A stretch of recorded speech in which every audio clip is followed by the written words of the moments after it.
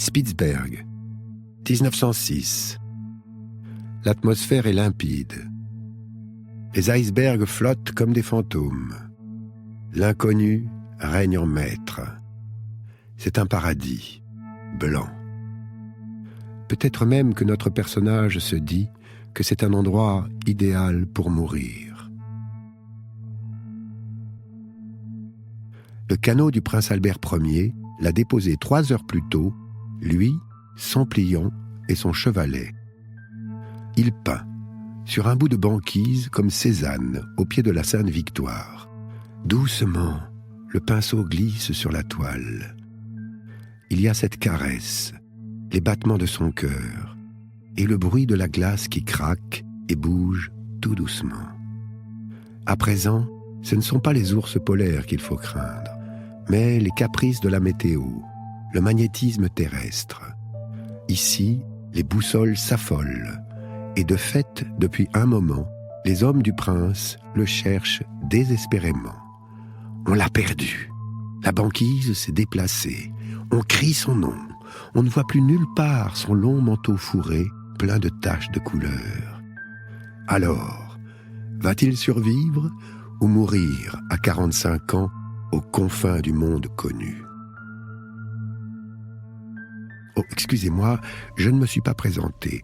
Je m'appelle Charles Berling. Vous me connaissez peut-être comme acteur, metteur en scène, directeur de théâtre. Et aujourd'hui, je suis là pour vous raconter l'incroyable épopée d'un peintre explorateur.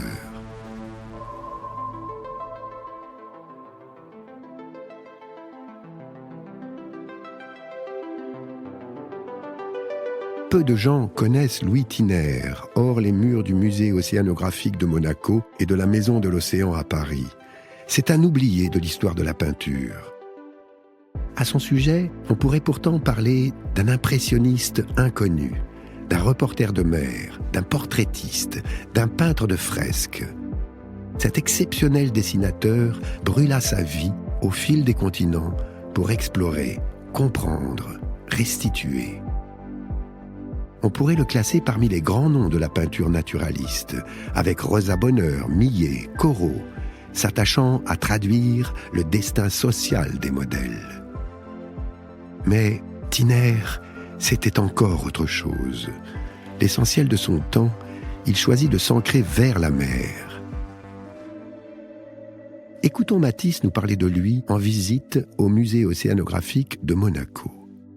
C'est de la bonne peinture documentaire, la plus difficile à faire, car on ne peut pas se laisser aller à son inspiration. Je ne m'en serais jamais tiré, et le prince Albert aurait eu bien raison de me mettre à la porte. On peut faire confiance à Matisse, mais cette fois-ci, reprenons au début.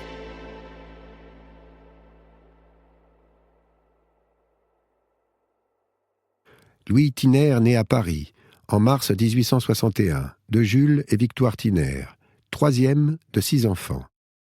Louis n'a que 10 ans à attendre avant les événements de la Commune. Son père est en première ligne parmi les défenseurs de la République de Paris. Sa mère, institutrice, est aussi militante. Quand les troupes versaillaises conduites par les généraux MacMahon et Gallifet entrent dans la ville pour la reprendre aux insurgés, ce pauvre Jules est fusillé et Victoire emprisonnée. Par miracle remise en liberté, mais pourchassée, Victoire parvient à s'exiler en Suisse, où ses enfants la rejoignent. Pour le jeune Thiner, les tribulations commencent, avec très vite un passage en Hongrie. Les familles fortunées de Budapest engagent des enfants et des jeunes Français pour apprendre la seule langue qui compte pour l'éducation de leur progéniture. Louis sera ce perroquet. On retrouvera plus tard ses dessins de Hongrois, s'intéressant aux coutumes, savoir-faire paysan, scènes bucoliques de troupeaux. Déjà, ses yeux retiennent. Le regard s'affirme d'autant qu'un précepteur l'initie au dessin en même temps que les enfants de sa famille d'accueil. Et lorsqu'il rejoint finalement à Kassa, une ville située entre la plaine hongroise et la région des Carpates, sa mère, ses sœurs et ses frères, sa vocation s'affirme. Les cours de dessin sont assurés par un artiste reconnu. Tel le fils d'un peintre de la Renaissance, il travaille dans l'atelier du maître. À 16 ans, c'est le grand saut à Budapest. Somptueuse académie des beaux-arts, les paysagistes de talent partagent leur savoir. Un bon peintre, Mihaly Munkacsy, livre ses secrets, tandis qu'un autre maître, Bertalan Székely, enseigne sa technique et parachève sa formation artistique. Le hasard a tout fait, comme dans bien des cas. Un jour, l'empereur François-Joseph visite les Beaux-Arts. Cliquetis d'armes et d'éperons. Le monarque se tourne vers le jeune Tiner et le félicite pour sa copie de tête de lion. D'autres fauves et un prince viendront bientôt croiser sa route. Louis Tiner suit des enseignements de beaux-arts à Budapest où il apprend la peinture académique. Pierre-Antoine Gérard, conservateur du musée océanographique de Monaco. À la suite d'un voyage à Munich, il rencontre d'autres courants de peinture que ceux qui sont la peinture d'histoire qui est un petit peu la peinture académique de l'époque. Et ce sont le réalisme et le naturalisme, deux courants qui émergent à la moitié du 19e siècle, qui emmènent vers une peinture qui est beaucoup plus réaliste, qui est beaucoup plus fidèle au décor. Et donc on y peint des paysages, on y peint des portraits avec une réalité directe. Et Tiner se reconnaît dans ces deux mouvements. Et c'est un genre dans lequel s'est exercé Rosa Bonheur, par exemple, ou Jules Bastien Lepage, qui sont deux peintres qui caractérisent le réalisme et le naturalisme particulièrement.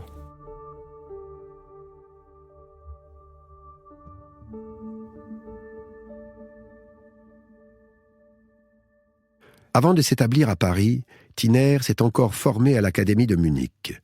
Avec Louis II de Bavière, Munich ne vit que pour les arts. À la Pinakothek, c'est dans la contemplation de Van Dyck et Rubens qu'il termine ses études. Il est prêt. Paris lui tend les bras. Sa carrière va commencer par un grand portrait de Louise Michel, bientôt acheté par Gambetta. Puis un autre, de sa mère. Louis Tiner commence sa carrière sous des allures jansénistes. Il peint les anciens communards sous l'influence de ses maîtres flamands, dans un noir impressionnant. Seules les mains et les visages éclairent le tableau. On retrouvera bien des années plus tard ce Louise Michel au musée Carnavalet de Paris. Mais pour le moment, Tiner fait ses débuts au Salon des artistes français du Grand Palais, parmi les idoles de son temps. Face à ces toiles, on loue l'exécution superbe. 1881, 20 ans, et peut-être bien le plus bel âge de la vie.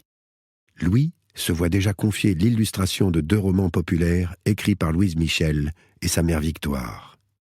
Sa rapidité d'exécution séduit l'éditeur Fayard, et même s'il continue à présenter des toiles dans les salons, il se lance dans l'illustration d'une série d'ouvrages à succès, des romans d'aventure, comme pour regarder la lumière. Pourquoi quitter l'Olympe de la grande peinture et populariser par le crayon les textes des grands noms de la littérature ? Peut-être que les idéaux de la Commune ne sont pas loin, comme les idées généreuses d'Auguste Comte, ce fameux pays de l'enfance. Le cercle que Tiner fréquente se définit positiviste. Quelques années encore, et un prince, tout aussi humaniste, viendra changer son destin. Mais pour le moment, il y a déjà les commandes de reportage. Tiner gagne correctement sa vie, la presse le happe. Les femmes traversent son existence jusqu'à rencontrer celle qui deviendra son épouse, Adèle, à une réunion positiviste. Les magazines d'actualité font fureur. L'univers journalistique l'entraîne dans une accaparante actualité. Le voilà plus Zola que Renoir. Il enchaîne pour le monde illustré les visites royales ou impériales, les funérailles des grands personnages, les manœuvres militaires, les catastrophes, les travaux de M. Eiffel. Artiste reporter, il visite l'Europe, la Russie, puis en 1895, c'est le grand saut à Madagascar. Tiner accompagne une campagne coloniale. Sa précision fait merveille. On peut toujours voir quelques toiles dans les collections du musée du château de Versailles. Ici, rien n'est inventé. Dans un jeu de lumière, les couleurs crient. On sent les parfums que l'on ne voit pas. Il renseigne sur les officiers, les hommes de troupe, les autochtones, autant qu'il restitue la beauté de la nature. passant du regard d'ethnologue à celui de botaniste. L'héroïsme militaire n'est jamais glorifié. Les blessés gisent dans un réalisme poignant. Les morts inutiles sont dénoncées. La qualité d'exécution est telle que quelques années plus tard, à l'exposition universelle de 1900, le prince explorateur Albert Ier concédera devant son œuvre « Je ne suis plus à Paris. Je suis à Tananarive le 30 septembre 1895. La puissance de ce peintre me fait perdre la notion de l'espace et du temps. » Ces deux-là sont faits pour se rencontrer sous le signe de l'océan. À son retour à Paris, Thiner va, via ses relations tant amicales que familiales, se retrouver à fréquenter des gens qui sont du cercle du positivisme. Marie Bournonville, attachée de conservation du musée océanographique de Monaco. Le positivisme, c'est un courant de pensée qui est issu du siècle des Lumières, qui va émerger au XIXe siècle et qui est vraiment avec cette idée de confronter la théorie aux faits, vraiment mesurer la réalité. Donc c'est un courant qui est très proche de la démarche scientifique, puisqu'on a l'idée d'expliquer les phénomènes par des faits qui sont mesurables, et vraiment d'éviter tout ce qui est explication religieuse. Et là, on a un truc vraiment très très intéressant, parce qu'on va se rapprocher finalement des démarches du prince Albert, que Louis Thiner va rencontrer, et avec lequel il va lancer sa carrière de peintre plutôt scientifique. Le 19e siècle, il y a le positivisme, mais ce qui va être vraiment très intéressant avec Thiner, c'est qu'on est aussi dans l'époque des grandes explorations du monde, et l'époque des peintres embarqués à bord. Puisque la photographie, elle est seulement émergente, et en noir et blanc, avec des processus qui sont très très lents, qui permettent pas toujours de capturer le mouvement de l'action, eh bien, on va embarquer sur les bateaux qui vont en exploration des peintres, et leur rôle va vraiment être de documenter les explorations pour pouvoir les faire connaître au plus grand nombre.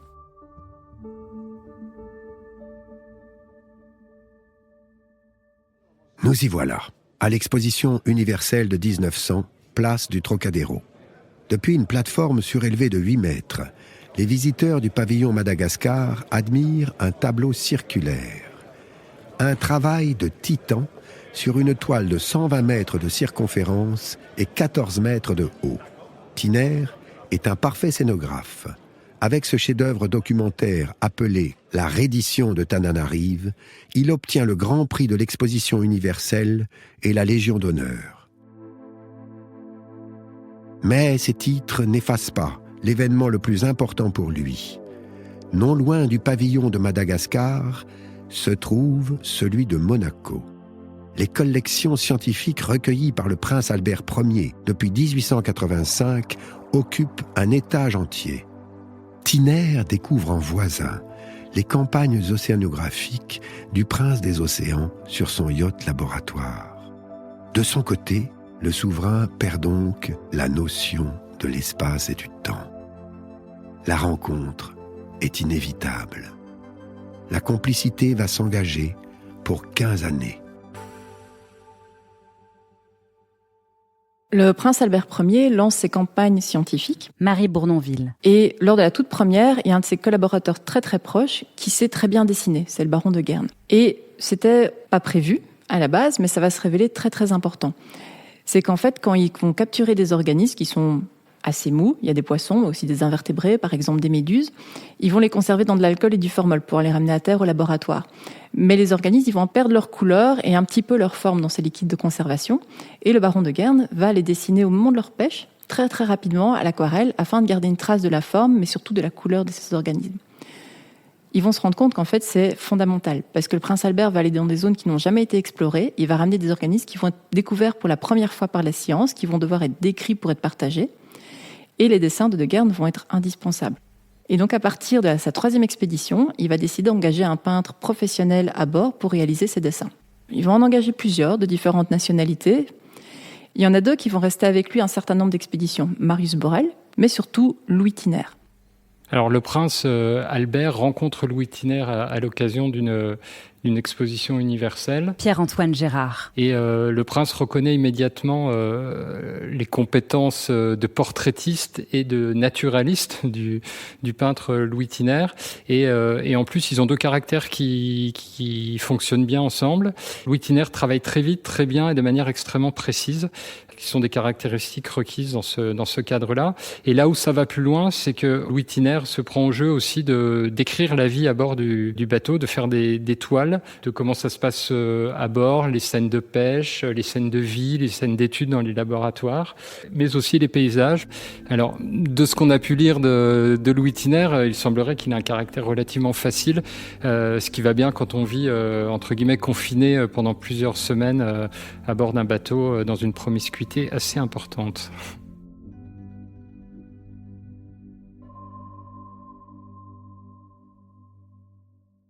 Louis Thiner a toutes les qualités recherchées par Albert Ier pour ses campagnes scientifiques. Les atouts artistiques, il travaille rapidement sans le confort de l'atelier, les qualités humaines, l'expérience de multiples voyages dans des conditions pénibles, une santé robuste et un caractère facile. Finalement, l'artiste est engagé. Il quitte en 1904 son métier de journaliste pour sillonner les mers en toute majesté. À chaque campagne, au total, il y en aura eu 28 de 1885 à 1915. Le prince élabore un programme selon la spécialité des savants qu'il invite. L'étude des courants, de la météorologie marine, de la haute atmosphère, des cartes. Ces filets plongent de la surface aux plus grandes profondeurs. Il s'agit d'une exploration méthodique des espèces de l'océan. Personne ne chôme à bord. À chaque fois, un artiste est présent. À lui de restituer les couleurs des espèces sitôt pêchées et jetées sur le pont, avant que l'air ou le formol ne les fasse disparaître. Des dessins aquarellés magnifiques destinés aux annales et publications à venir. Thiner va rapidement déployer son champ artistique. Des aquarelles scientifiques, certes, mais aussi des croquis et des tableaux, des paysages et des portraits. Comme à Madagascar, les expéditions princières sont l'occasion de tableaux documentaires, parfois exécutés in situ, parfois finalisés au retour à partir de dessins et croquis pris sur le vif et de photographies. La première expédition a lieu aux Açores. C'est le grand centre d'études du prince Albert Ier, des parages où personne ne s'aventure. Thiner fixe pour l'éternité les eaux tumultueuses d'îlots largement oubliés. Toujours en quête d'animaux marins, le prince des océans a aussi pris l'habitude de déployer sa course jusqu'aux régions polaires. Il s'est déjà rendu au Spitzberg à 2 reprises.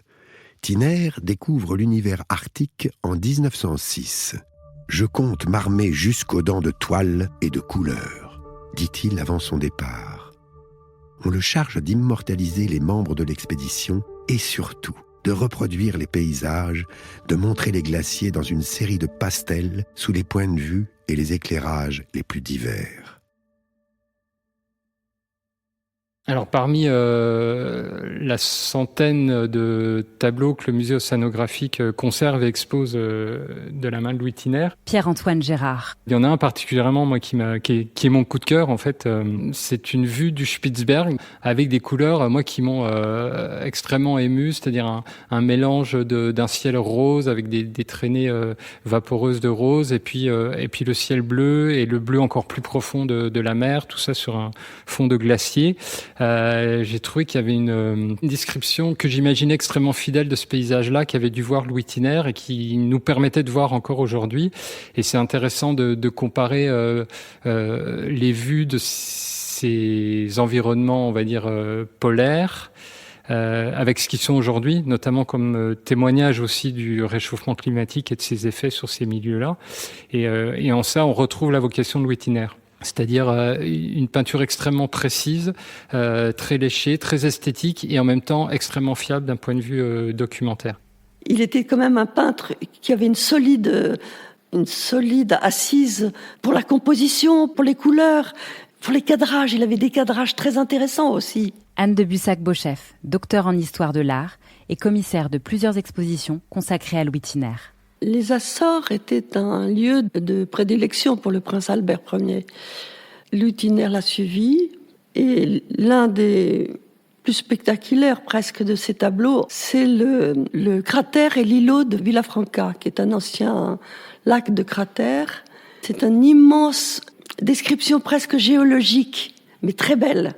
Il a donné toutes les nuances de ce cratère. Il a fait apparaître le personnage du prince Albert tout petit, accompagné d'un photographe. Ce très beau lac bleu turquoise et ces couches géologiques qui entourent ce cratère, on voit qu'il aime décrire la Terre, comme il l'a fait à Madagascar également. On sent une émotion. C'est qu'il peint des choses qui sont très très fidèles. Marie Bournonville. Mais à côté de ça, il nous donne envie d'aller voir le paysage. On sent qu'il a aimé le paysage qu'il a peint. Et ça, c'est vraiment ce qui m'a plu. Et le prince Albert Ier, lorsqu'il découvrait des nouveaux lieux, il aimait beaucoup les nommer justement en hommage à ses collaborateurs les plus fidèles. Et donc, Louis Thiner a peint le Cap Regnard, mais heureusement pour lui, il a également un glacier qui porte son nom, le glacier Louis Thiner.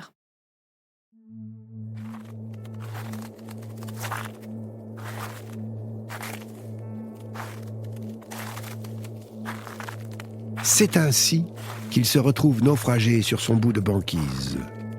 3 heures sont passées. Contours, modelés, lumière, la technique reproduit dans le moindre détail, et le voilà qu'il sourit en tirant sur sa pipe. La lumière est pourtant déclinante. Derrière lui, n'y aurait-il pas un ours ?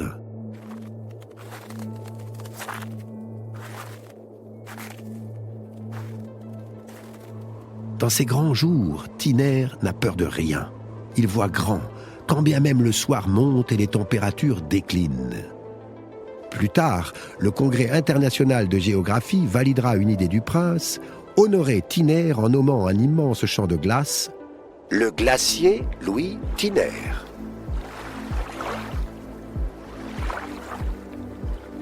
Le canot du timonier erre dans le dédale des chenaux, tourne et se retourne dans le champ de glace sous l'influence du vent et des courants.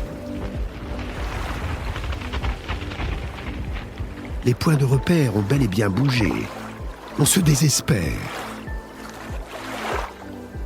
Et voilà que Thiner apparaît, tache noire sur la blancheur du paysage, toujours absorbé par son travail.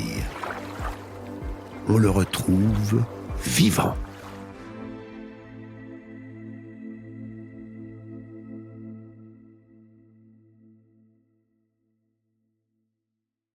Après avoir mené ses premières campagnes scientifiques, le prince Albert, en fait, c'est un pionnier de l'océanographie. C'est très très peu connu, c'est une toute nouvelle science. Marie Bournonville. Et il se sent vraiment le besoin de communiquer sur ses résultats.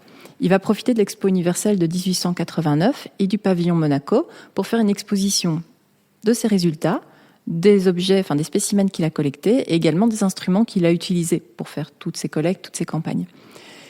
Cette exposition va avoir un succès vraiment phénoménal. Et donc il dit, ok, ça marche.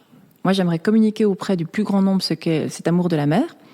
Mais c'est pas suffisant pour lui. Il veut aussi participer plus à la recherche scientifique, mais également à l'enseignement. Et donc, il va créer pour ça l'Institut océanographique à Paris, qui maintenant s'appelle la Maison de l'Océan.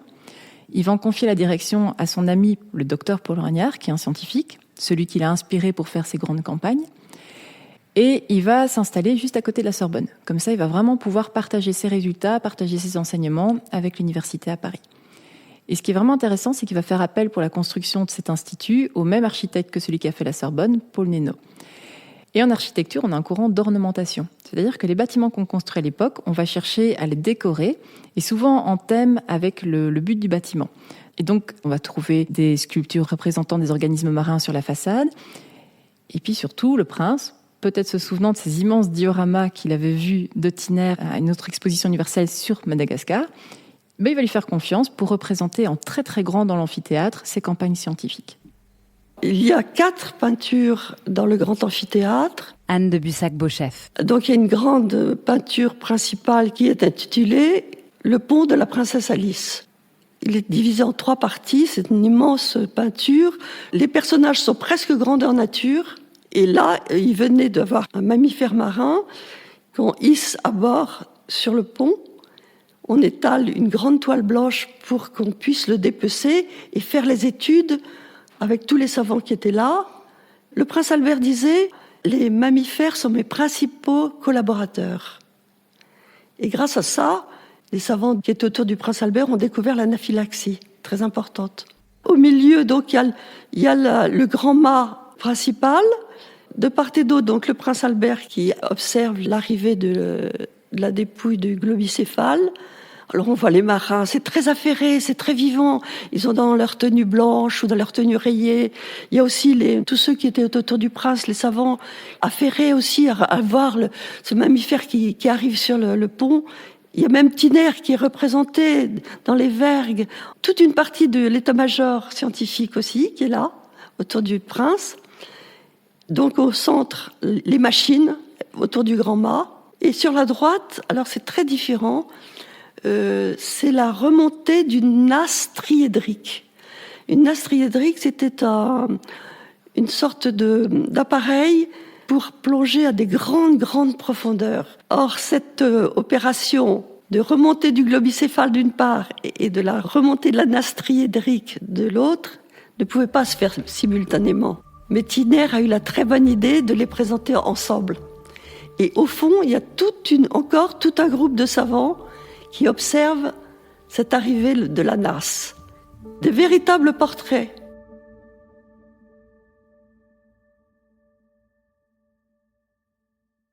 En même temps que s'ouvre le musée océanographique de Monaco en 1910, le prince confie à Tiner l'exécution des fresques de l'Institut océanographique de Paris, devenu aujourd'hui Maison des Océans. Il le charge aussi d'illustrer ses mémoires de marin, la carrière d'un navigateur. Puisque Tiner s'efforce d'atteindre la réalité, nul n'est mieux placé que lui pour les illustrer. 8 chapitres, hauts en couleurs, jalonnés d'émotions et de réflexions personnelles. Pour s'exécuter, le prince ne se contente pas des très nombreuses photographies qui documentent ses souvenirs. Non, il repart avec le prince visiter ses contrées. On rejoue les scènes en de multiples étapes et cette fois-ci, les voyages se déroulent comme prévu. En 1913, pour sa 26e campagne scientifique, Albert Ier met le cap sur l'Amérique. Le prince est très fier de son bateau, la seconde Hirondelle, dont le salon de bord est décoré par 4 panneaux signés Tiner. Le périple dans le Nouveau Monde est l'occasion d'un programme officiel chargé pour le souverain, duquel jaillissent des tableaux documentaires frappants. Après New York, il y a cette scène hivernale de chasse avec Buffalo Bill, et au retour, une vingtaine de tableaux. C'est peut-être là qu'il faut se souvenir d'une citation de Flore Singer à propos de son ami Albert Ier. Navigateur, écrivain, homme d'État, chasseur, justicier et, à travers toutes ces métamorphoses, ami rare et fidèle. Fidèles l'un à l'autre, Tiner et le prince l'auraient été longtemps sans les tambours de la guerre. 1914 signe la fin de la période océanographique. Tiner part au front. Le correspondant de mer se fait correspondant de guerre. Croquis des lieux de combat, convois, hôpitaux militaires, tranchées. Il reprend son ancien métier et quand l'état-major le considère comme trop âgé, il sollicite son complice Albert Ier pour remonter au front. Le prince plaide sa cause auprès du maréchal Joffre, en vain. Ils sont trop nombreux sur le terrain, considère-t-on dans les commandements. Ne reste plus qu'à attendre la fin du conflit. En 1919, le duo se reforme au château de Marchais, dans l'Aisne, propriété familiale des princes de Monaco. C'est un domaine agricole et de chasse. Les Allemands l'ont occupé et dévasté 4 longues années. Tiner redonne un peu d'éclat au mur avec une grande toile et 60 de ses portraits y sont réunis. La disparition en 1922 du prince des océans lui laisse comme seul ami monégasque le plus proche collaborateur du souverain, le docteur Jules Richard, directeur du musée océanographique. J'ai le sentiment que la relation entre le prince et Louis Tiner est une relation au départ professionnelle. Pierre-Antoine Gérard. Et au fur et à mesure, puisque Louis Tiner a fait 11 campagnes avec le prince Albert Ier, et quand on regarde un petit peu en profondeur les documents, on se rend compte que les deux hommes se lient d'amitié, puisque même quand le prince est contraint d'arrêter ses campagnes océanographiques par le premier conflit mondial, leur amitié perdure. Louis Tiner va régulièrement au château de Marchais aux côtés du prince. Le prince Albert Ier tentera même de faire nommer comme reporter de guerre Louis Thiner. Il n'obtiendra pas gain de cause, mais ça montre à quel point le prince était prêt à s'engager pour que Louis Thiner puisse continuer, lui, à voyager sur des scènes de guerre, mais aussi à parcourir le monde. On a le sentiment qu'il y a un lien très fort qui unira les deux hommes jusqu'au bout de leur histoire. Il y a un troisième homme qui va se greffer sur cette amitié, c'est Jules Richard. Marie Bournonville. Jules Richard, c'est le plus proche collaborateur scientifique du prince. Arrivé avec le prince bien avant Louis Thiner, il est là avec le prince depuis 1887, participe à toutes les campagnes scientifiques à partir de là. Et après la mort du prince, en fait, dans son testament, on voit que le prince a toute confiance en Jules Richard et il lui lègue une somme d'argent pour poursuivre justement l'étude scientifique de tous les objets qui ont été collectés sur les campagnes. Il faut parfois des années pour pouvoir analyser tout ce qui a été prélevé lors d'une campagne. Et donc le prince va s'assurer que Jules Richard a les moyens de continuer son œuvre bien après son décès. Et en fait, on se rend compte que la correspondance va continuer entre Louis Thiner et Jules Richard après le décès du prince. Et donc c'est vraiment beau de voir ce trio de collaborateurs. Et puis on se dit qu'effectivement, les campagnes scientifiques, c'était des conditions de vie très très difficiles. Louis Thiner est le peintre qui en a fait le plus. C'est le seul à avoir résisté en fait. Et donc on se dit qu'effectivement, entre ces trois hommes, il y a vraiment une complicité très très importante qui a dû se développer.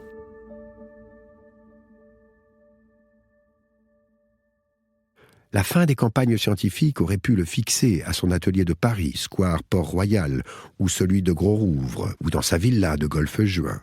Mais infatigable voyageur, c'est au Brésil qu'il part. Une exposition le célèbre. 53 œuvres sont exposées. La presse est élogieuse. La très belle toile Lisbonne, où toute la flotte portugaise rend les honneurs au prince de Monaco pour sa dernière croisière scientifique, frappe les esprits. Venez la voir au musée océanographique de Monaco. Thiner a près de 70 ans pour son dernier voyage, au Maroc, en 1929. Il est l'hôte d'un chef de clan, un caïd, dont il fait le portrait. Une véritable amitié est née entre eux. Plusieurs œuvres marocaines sont présentées en 1937, avant une dernière exposition en 1938 à Paris, consacrée au paysage du Spitzberg. Il peint toujours, jusqu'à la fin. La banquise n'a pas eu sa peau bien des années plus tôt, alors autant en profiter, n'est-ce pas? Il est vieux, malade, mais il s'est juré d'exercer jusqu'au bout. Car il y a la mer éternelle, les paysages et surtout la lumière qui est là, qui entre dans l'atelier, toujours immaculé. Et puis, le noir, le 26 septembre 1942, dans son atelier de Gros-Rouvre.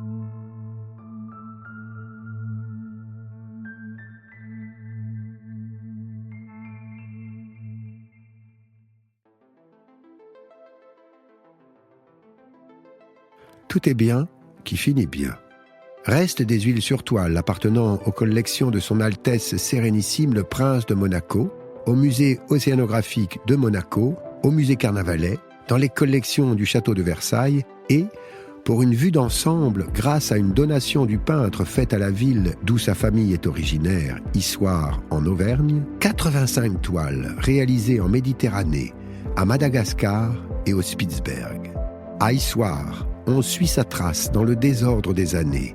Il y a ce portrait du caïd, il y a Aise, la rade de Golfe-Juan, il y a Sao Paulo, Rio, les voyages avec le prince des océans, jusqu'au glacier du Spitzberg, et celui dénommé Louis Thiner, ce paradis blanc où le peintre aurait pu rester 1000 ans sans frissonner.